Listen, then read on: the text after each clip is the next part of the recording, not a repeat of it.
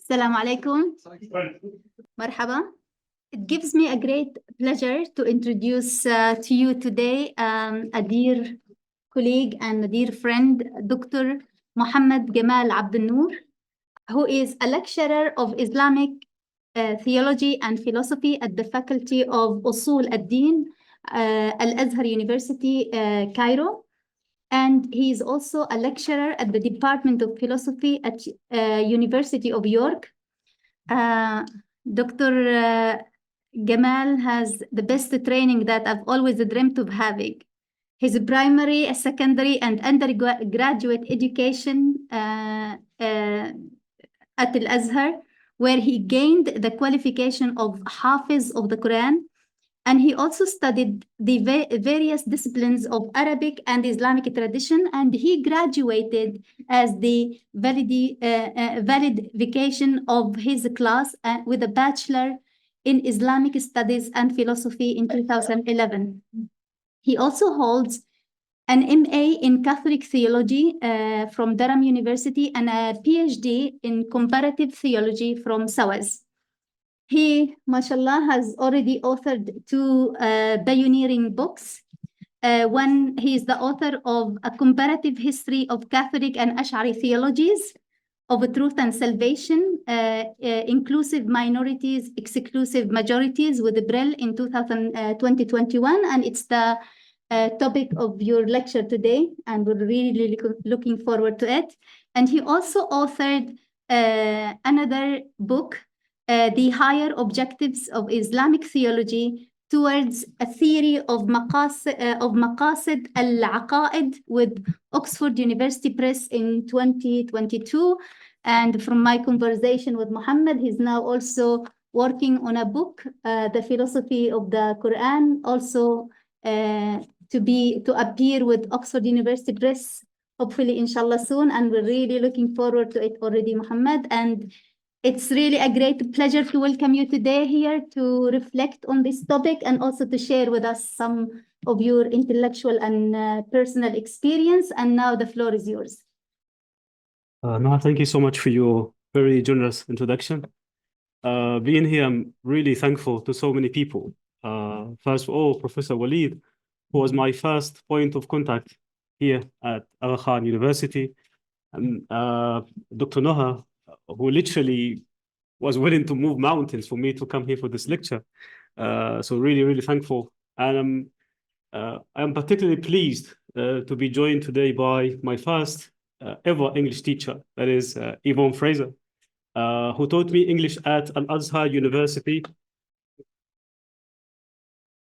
literally some 15 years ago. And by chance, I came to know that she's working at the moment in the institute. And thank you so much. Without you, I wouldn't have been here speaking on a completely different language to mine. So that speaks volumes to your work. Thank you.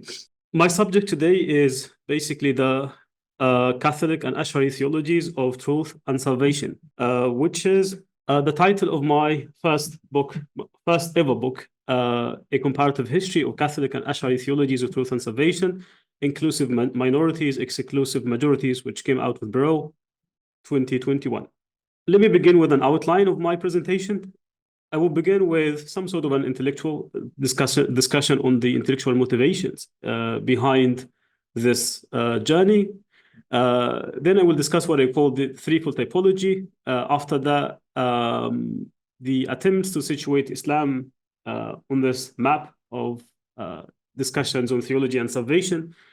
And then what I call gap spotting in terms of research and the key findings of this book. Beginning with the intellectual motivations, the motivations behind this journey go back to my years of study as an undergraduate student at Al-Azhar University, literally 18, 19 years ago. As part of our curriculum, we do courses on how Islam relates to non-Islamic religions, particularly those questions. What is the religion that has the truth, or that is true? And what does that imply for other religions? If we say that Islam is the religion of truth, what does that say about non-Islamic religions? That's one thing. And what is the fate of non-Muslims in the hereafter? And we would normally, have passages from the Quran that tackle those questions.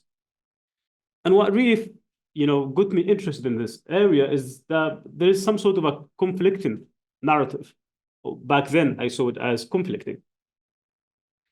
That when the Quran speaks of the other, it does not speak in one single tone. Sometimes it speaks negatively, other times speaks positively. An example of a negative, so to speak, representation that I saw back then is this verse, which is verse number 85 of Surah Al-Imran, the 3rd chapter of the Quran, that says, whoever desires other than Islam as a religion never will be accepted from him, and he in the hereafter will be among the losers. وَمَنْ يَبْتَغِ غَيْرَ الْإِسْلَامِ دِينًا فَلَنْ يُقْبَلَ مِنْهُ وَهُوَ فِي الْآخِرَةِ مِنَ الْخَاسِرِينَ. Essentially, the verse is saying non-Islamic religions have no truth value, and that, with God, there is only one religion that is true, that is Islam. That is a negative representation. The positive representation, in the very same classes, we would see those verses, an example of which would be verse number 62 of the 2nd chapter of the Quran, a verse that says the Muslim believers, the Jews, the Christians, and the Sabians, all those who believe in God and the last day and do good will have the rewards with the Lord. No fear for them, nor will they grieve. إن الذين آمنوا والذين هادوا والنصارى والصابئين من آمن بالله واليوم الآخر وعمل صالحا فلهم أجرهم عند ربهم ولا خوف عليهم ولا هم يحزنون. The verse is essentially saying anyone who believes in God and does good and he believes in the hereafter will be rewarded, will be saved, so to speak. Okay, which narrative do we subscribe to? And as a young student, those questions really grab your attention, and it's really hard to come up with a holistic view that makes sense of those conflicting narratives, so to speak. What added to this ambiguity is basically the answers I received from my teachers. At Al-Azhar, we have lecturers and professors who would come from different backgrounds, who would offer different interpretations to those verses, but those interpretations barely really quenched my thirst for certainty about those matters.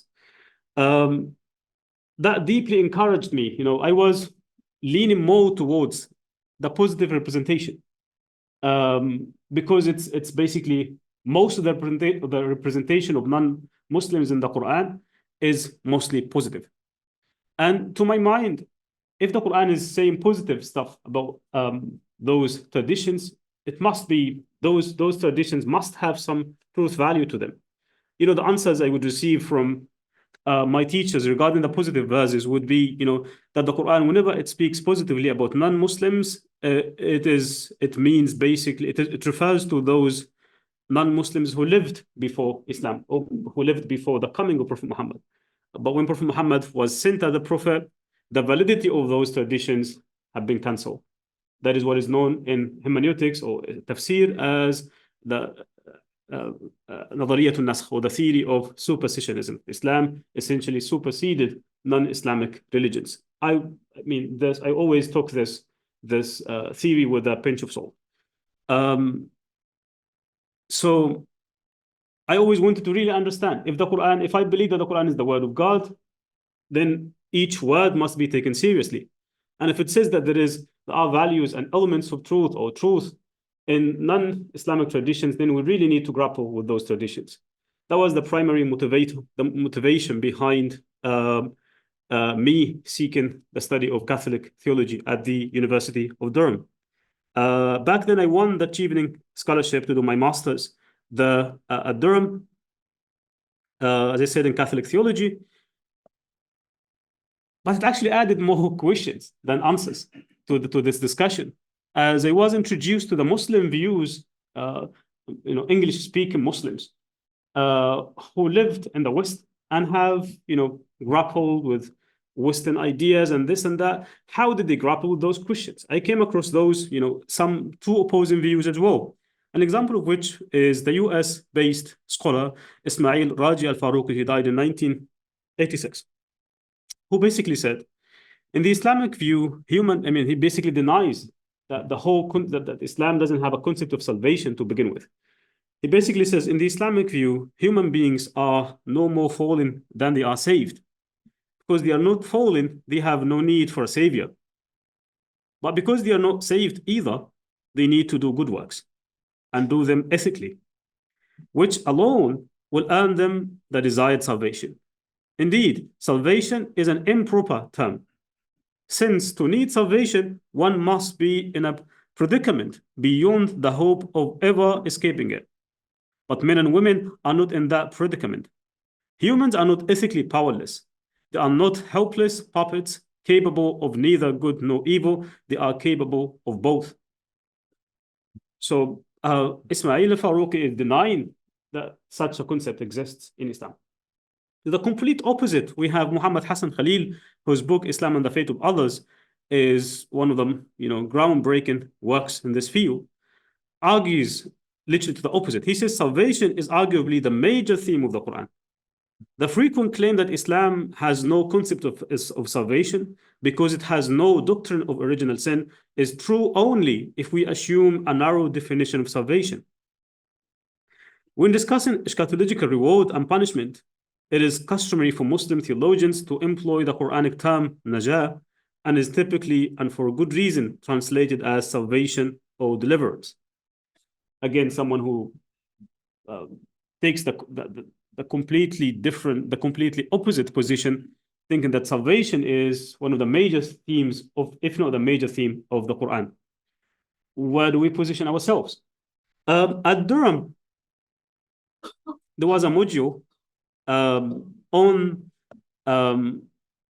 a subject that is today known as theology of religions, an area that attempts to,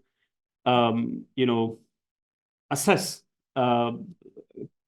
questions of truth and salvation from various religious perspectives. Like, what does Islam have to say on salvation? What does Christianity have to say on truth?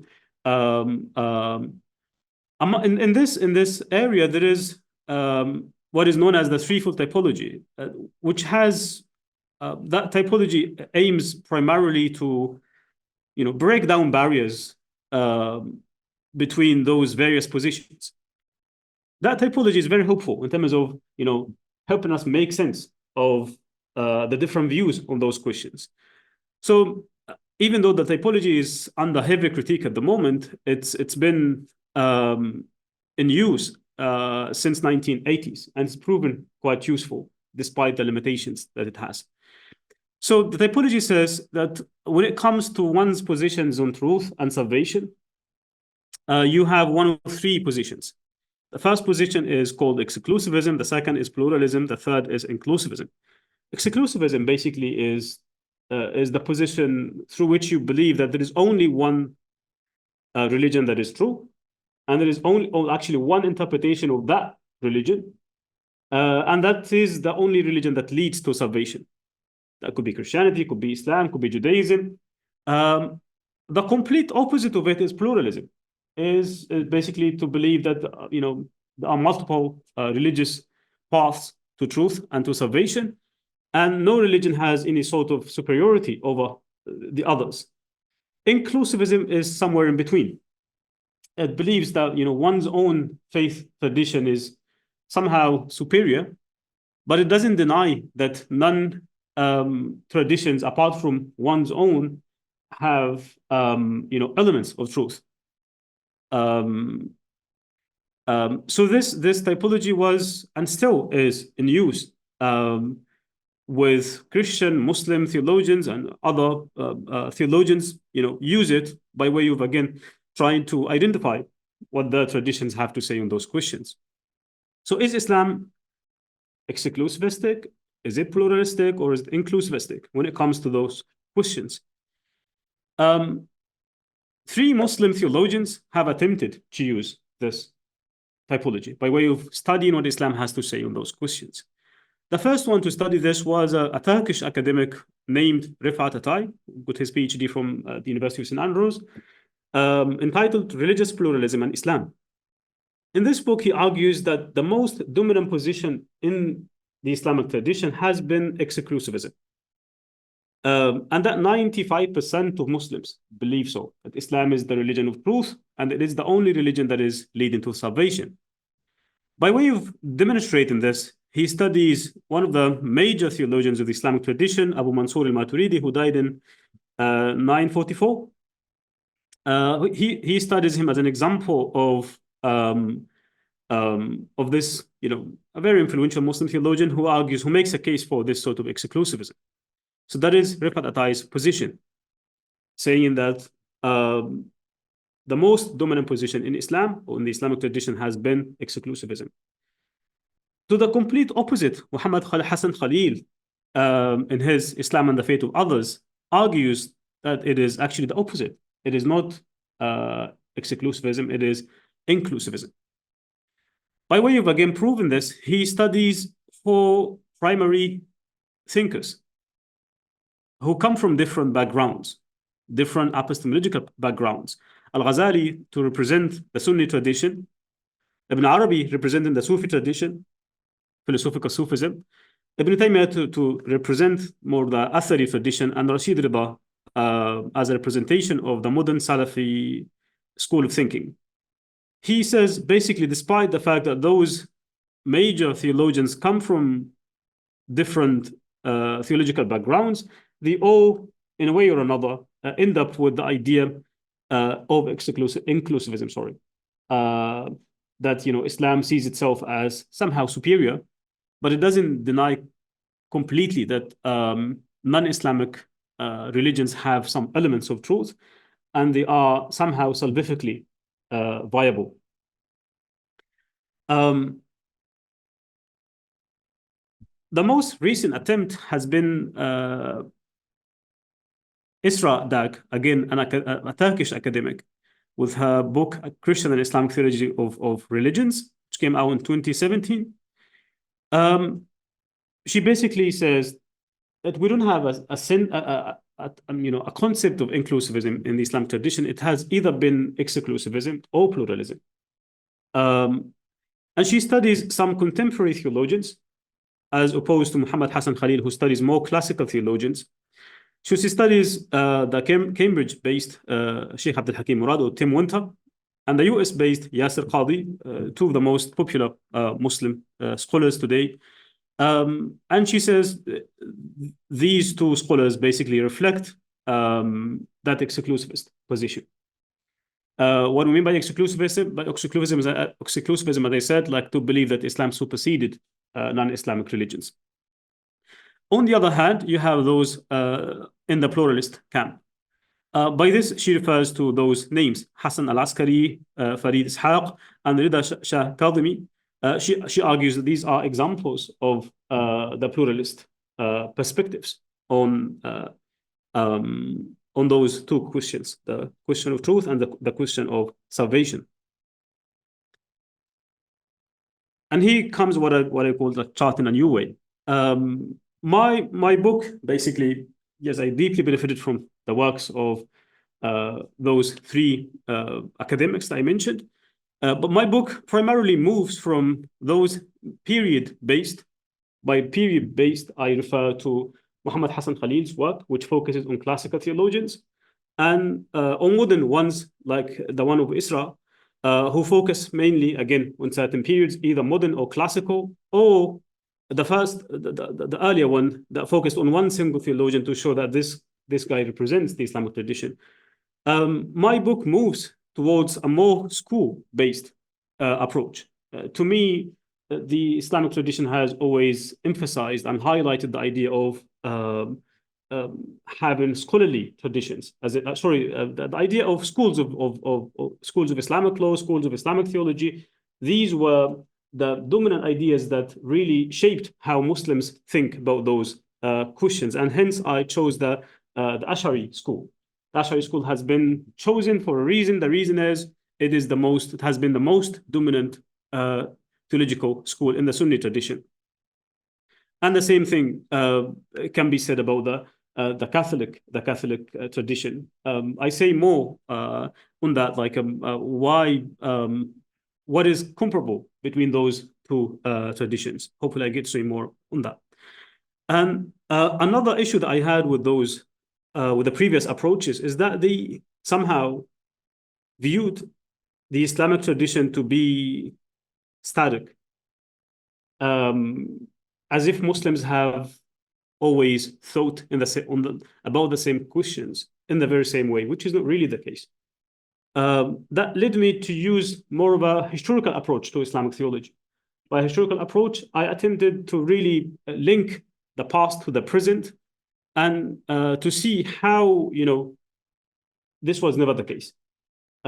Even in one single school, how after picking the Ash'ari tradition, the Ash'ari school, I ended up dividing the school into 3 key periods, because those 3 key periods witnessed some sort of critical changes into the school in terms of how it thought of those 2 key questions, the question of truth and the question of salvation. And the same thing applies to the Catholic tradition. My focus on this lecture would primarily be on the Islamic perspective. Otherwise, I wouldn't have much time to look at to give the Christian narrative its due. But I will provide some sort of a well-rounded summary of what I had to say on the Christian tradition. So moving from the static understanding of the Islamic tradition to a more dynamic understanding that shows how Islamic theology engaged with history, and that theology did not, emerge in a vacuum. Theologians, schools were engaging with the realities of history, basically. Another thing that my book contributed is basically, unlike the previous works, who basically studied the Islamic tradition in isolation from non-Islamic traditions, which is something you can't really do that. Much of Islamic theology was in response to Christian theologians. And that means, by definition, that much of this was like some sort of defensive work. And in defensive work, the other shapes your mind in as much as you shape your own mind.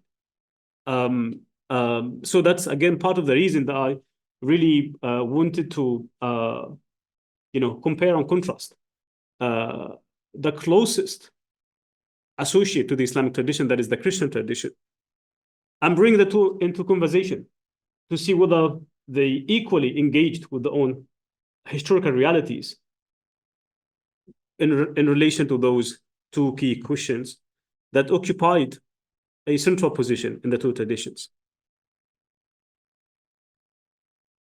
So the book was, periodized into 3 key parts, or 3 key divisions historically. Formative. What I mean by formative, in the Catholic tradition, aging from 100 to the 7th century, middle 7th to 1750, and modern 1750 up until 1965, which witnessed the Vatican II Council, the Second Vatican Council. So I ended with the Second Vatican Council. My coverage of the Catholic tradition ended with 1965. With the Ash'ari tradition, the book considered the first phase is from Abu al-Hasan al-Ash'ari, who is the eponymous founder of the school, who lived in the 9th century, up until Al-Ghazali. Al-Ghazali died in 1111. So I considered Al-Ghazali as a turning point in how Muslims thought of those questions. And from Al-Ghazali up to 1850, a new way of thinking emerged about those questions, mainly focusing on Muhammad Abdu's school. Again, I'll say more on that. Key findings. The book, these are literally the 3 most important conclusions I've drawn from my study.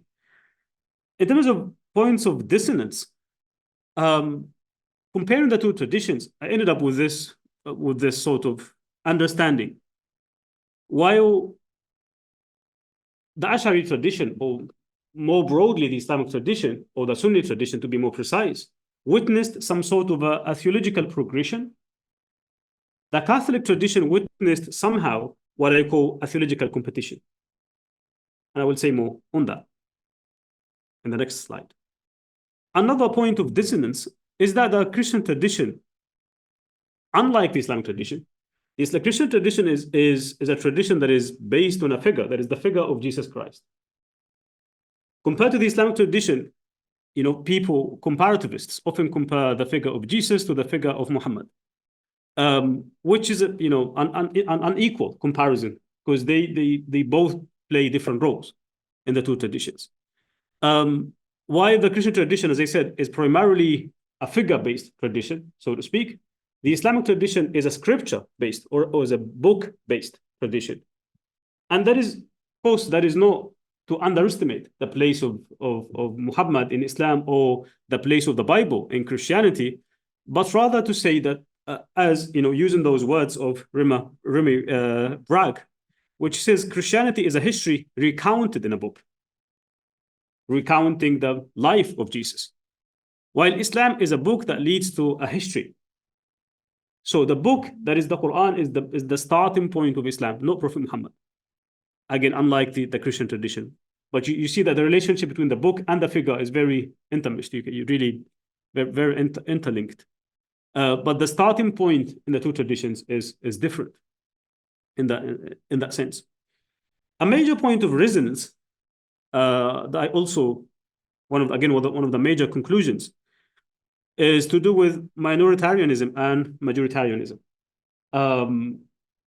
How being in a majority position, like when a certain religious tradition is in the majority, then is a majority, like Muslims in this country is a minority. How does that impact the theology? One of the major arguments of this book is basically saying that the two traditions, whenever they were majoritarian, they tended to be more exclusivist. And whenever they were minoritarian, in terms of numbers, they tended to be more inclusivistic. And again, examples in the book show how this unfolds in history. Of course, this is not to say that it was the majority position that really determined the responses, but rather to say that being in a majority position largely influences how you think, and being in a minority position influences how you think. And that's how history plays a role in how we may think of the other. And that it's not always as it may seem, like this is what Islam has to say on the other. This is, as Imam Ali used to say, Al-Qur'an samitun la yantiq, that the Quran does not speak. But it is people make it speak to reflect basically their own convictions or understanding of it. Which again raises the idea of objectivity and subjectivity and whatever we have to bring to the text as well. By way of adding some meat to what I called theological competition and theological progression, I described the journey of the Catholic tradition to be one of competition. What I meant by this is when I divided the Catholic tradition into early, middle, and modern, and having studied the early church fathers' position on those two questions, I came with the conclusion that the early church fathers had two primary schools. One that I may identify as exclusivistic, and the other one is inclusivistic. Here I studied fathers like Clement of Alexandria, Origen, Ignatius, Tertullian, almost like 10 theologians to reflect how this was, the case. By exclusivism, I mean theologians, I mean fathers who argued again that no salvation exists outside the church. And by inclusivism, and I need to be precise here, I mean theologians who basically believed that there could be salvation outside of the church, not despite of Christ, but rather through Christ, in the sense that the seeds of the word that is embodied in Jesus Christ were dispersed and spread across the universe. And the people who did not hear that word, they may essentially be saved again through Christ rather than despite of Christ. And that's why I identified this position as one of inclusivism rather than pluralism. Because church fathers, early church fathers, primarily, I mean, this is a point of disagreement anyway, but the general picture that we get from the early church fathers, they always, in very generic terms, believed that Christ is the vehicle to salvation. But how does that manifest in history? They had those two broad schools, exclusivistic or and inclusivistic. And then when I looked at the middle period, and here I look at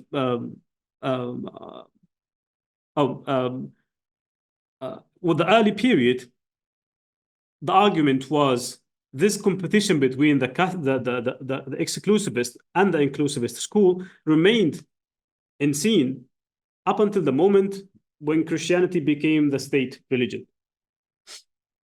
When Christianity became the state official religion, we start to see the triumph of the exclusivist narrative. And here I studied St. Augustine and also St. Thomas Aquinas. And the argument here, it was only towards the end of the 4th century when Christianity became the official state religion that the axiom, no salvation outside the church, began to be applied to pagans and Jews. Such was the case. I mean, here I study, to bridge the gap between Augustine and Aquinas up until the modern time. I study almost like 10 theologians who were deeply influenced by this view. Obviously, there are minor discussions in the book on differences between Augustine and Aquinas. Augustine being an example of what I call heavy exclusivism, and Aquinas as an example of what I call light exclusivism. Up until the modern moment, here I focus mainly on Vatican II and what it had to say on Islam. The focus here gets placed on two primary theologians who influenced the conclusions or the statements of the Vatican II position on Islam. These were the French Orientalist Louis Massonin and the German theologian Karl Rahner with his theory of the anonymous Christian. One of the key statements of Vatican II on Islam says basically, but the plan of salvation also includes those who acknowledge the Creator, in the first place amongst whom are the Muslims. These profess to hold the faith of Abraham and together with us adore the one merciful God, mankind's judge on the last day. So as we see, there is my understanding of the Vatican II position. It's one of the most debated questions today is within the Christian tradition or contemporary Christian theology is whether Vatican II, represented a discontinuation or a discontinuity from the tradition, or is it a continuation of it? According to my argument, I believe it doesn't break from the previous tradition. It rather revives an early reading that died out with the passage of time. So to me, it was more of a theological competition between exclusivism and inclusivism in the Catholic journey. Did we have the same in the Ashʿari and by extension the Sunni tradition? It's a different thing. Here, what I call a theological progression. In early Ashʿarism is what I call the hadith-based period in terms of methodology. And there is a missing word here, and denomination-centric in terms of theology. What I mean by this is that this period was largely dominated by a hadith. That is, hadith is one of the verbal statements of Prophet Muhammad. That period was largely dominated by a hadith that formulates the idea that is known today in Islamic studies as al-firqa najiyah, or the saved denomination. Based on this hadith, which is attributed to Prophet Muhammad, it says, I swear by God that my nation will split into 73 denominations, one of which will be in paradise and 72 in hell. The key discussion that many books of theology would begin with is which school, which denomination is leading that path to salvation and is on the path of truth. And as you can imagine, every school, because they have taken this hadith as the framework through which the whole question would be seen. So that's the reason I call this a denomination-based position. And it's hadith-based because Prophet Muhammad had several other statements, actually hundreds of statements, hadiths to say on that question. But this hadith was particularly picked up as the one that defines the framework. In the middle period is what I call the Sunnah-based. By the Sunnah-based, I mean theologians who took a holistic understanding to the Sunnah. Refers basically to the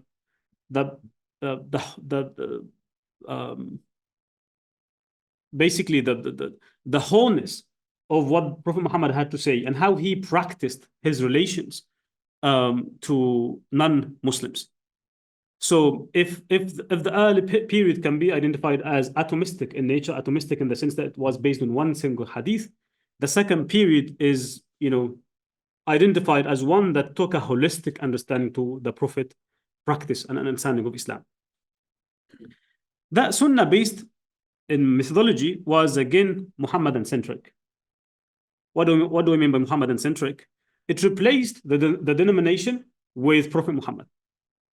So the key point became, instead of, in the previous period, on the previous phase, the key point would be it's only one denomination, one Muslim denomination, and not all Muslims. One Muslim denomination that is leading a valid path to salvation, one Muslim denomination that is on the truth. Here, the point became, no matter what denomination you belong to, what matters really is that you believe in Prophet Muhammad. And that's what I call the Muhammadan-centric view of truth and salvation. And here I study Al-Ghazali as one of the key proponents of this way of thinking. And he does a lot of work deconstructing that hadith, the hadith of the 73 groups, and again taking a holistic understanding of the Sunnah. And in the book I also show how Al-Ghazali's perspective largely influenced the post-Ghazalian theologians. And up until today, this is one of the most dominant views on truth and salvation. This remained the case until 1850, where we started to the discussion started to really move from Prophet Muhammad to Allah or to God, God being at the center. But not only that, but also involving the Quran more into the discussion. As you may have seen in the previous two phases, the question was, either based on hadith or the traditions of Prophet Muhammad, whereas the Quran was almost absent from this discussion. Or what would be seen, there are different strategies that were used anyway. No, we don't have much time to get into that. But the point is, the modern period since 1850 was literally one of its key distinctive features is that it was Quran-based in terms of methodology and God-based in terms of theology, that moved from Prophet Muhammad to God being at the center. And one of the key figures that I study here is the Egyptian theologian Mohammed Abdelnour, who often would quote those verses of the 4th chapter of the Quran by way of reflecting the Quranic view of truth and salvation. The verses say, "Paradise is not according to your wishful thinking, nor according to that of the people of the book. Whoever does a wrong will be requited for it, and he will not find besides Allah a protector or helper. And whoever does good deeds, whether male or female, while being a believer, those will enter paradise and will not be wronged, even as much as the speck of a date, the speck on a date seed. And who is better in faith than one who submits himself to God while being a doer of good and follows the faith of Abraham."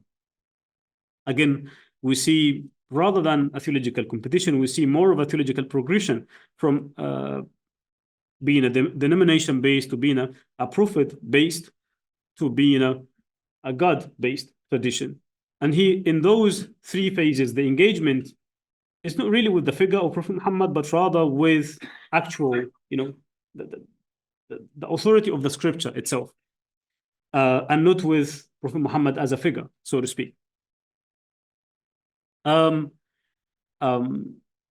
last slide on this is one of Abdu's statement that he had to say when he visited Jerusalem, and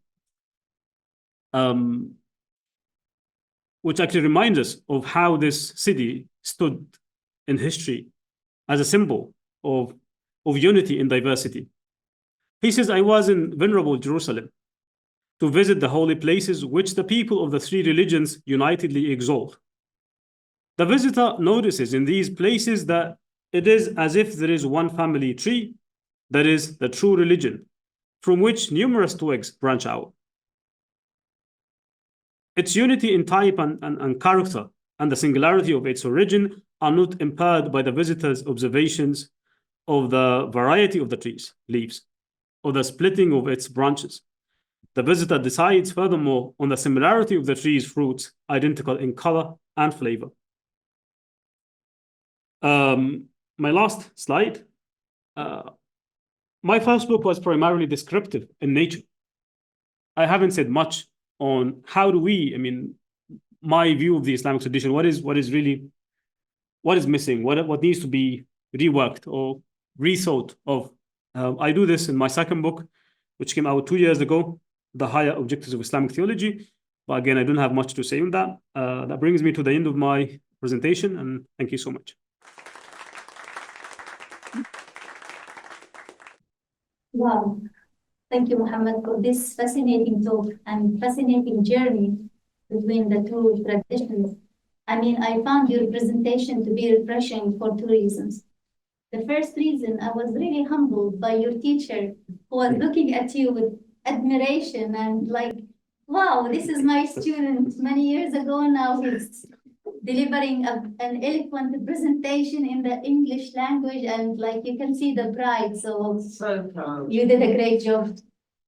So thank you for that. We also thank you for what you managed to achieve and to make of Muhammad. And the other thing that I also found fascinating about your presentation is how you were able to also address this question of truth and salvation, and to open like this sort of, to create this, to have this dialogue between the tradition of Christianity and the Islamic tradition, and to move from figure-based approach to school-based approach, which I find to be more representative of how Islamic thought in general developed, etc., and also the way you also were able to link it to social, cultural changes in terms of addressing how theology also came about, trying to address certain questions.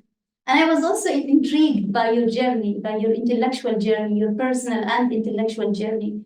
You said, you mentioned a little bit about your personal journey and what made you interested in this topic. I'm also curious to know, like, as a student at Al-Azhar University, how was like your journey received? Like, when you wanted to study, to compare Islamic theology with the Christian theology, how did Al-Azhar receive this decision of yours to come and study this in England?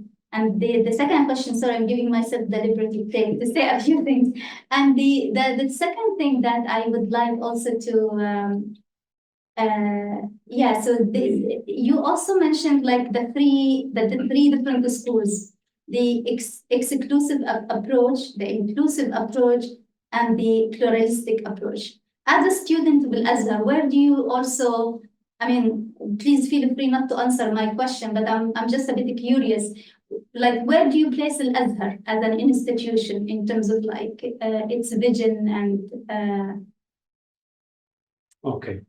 First of all, thank you so much, Suha, for raising those thoughts, and you obviously very generous response to my presentation. Beginning with the first question, how do students at Al-Azhar, we do scholars receive my journal. As the case with any institution, you have more open-minded scholars and others otherwise. My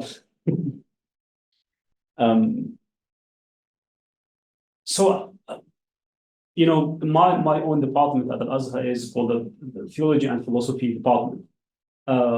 Inside Al-Azhar, you would have scholars who are literally critical of the study of philosophy to begin with. So that sense of I've been familiar with, sorry, my point is, there are scholars who are, as the case with any faith tradition, you have scholars who are somehow, who are happy to be isolationist in how they frame the theologies, or what we call today the Puritans. An example of which in history is the Muslim scholar Ibn Taymiyyah. Ibn Taymiyyah was very critical of Al-Ghazali, Ibn Sina, and various scholars who engaged with non-Islamic traditions. Ibn Taymiyyah's primary perspective was, the Quran is more than enough. So there are scholars who are like that, who will be critical, not just of me coming to study Christianity here, but they would also be critical of my study of philosophy and theology. What is pleasing is that this is not like the mainstream position in Al-Azhar. That's the minority perspective. The vast majority of scholars and lecturers would be really open and curious to such journeys and to the outcomes. Obviously, at the beginning, there will be that sort of apprehension about this journey and what it may bring about. And obviously, we're really lucky to have our grand Imam, Imam Ahmad al-Tayyib, is one of the most open-minded imams that we've ever seen. It was through him that Al-Azhar established this partnership with the British Council, through which I came to know and to be taught by Yvonne and other British teachers. That partnership started literally like 16 years ago, the aim of which was to really narrow down the gap between the Western academy and the Muslim world. And having a figure like that with such open-mindedness really shaped the minds of many and how they look at the other and that. That's one thing. The other thing has to do with Al-Azhar's position in relation to this threefold typology. I don't think Al-Azhar is a monolith. You have scholars who would be exclusivistic in nature, believing in one single denomination. But this is far from being the majority. I'd say the majority probably, if I can put this in percentage, could be 60% will be more towards the inclusivist approach. That leaves us with almost maybe 25% would be make classified as pluralistic in orientation. Wow. But some proper research needs to be just giving like some sort of a top of my head.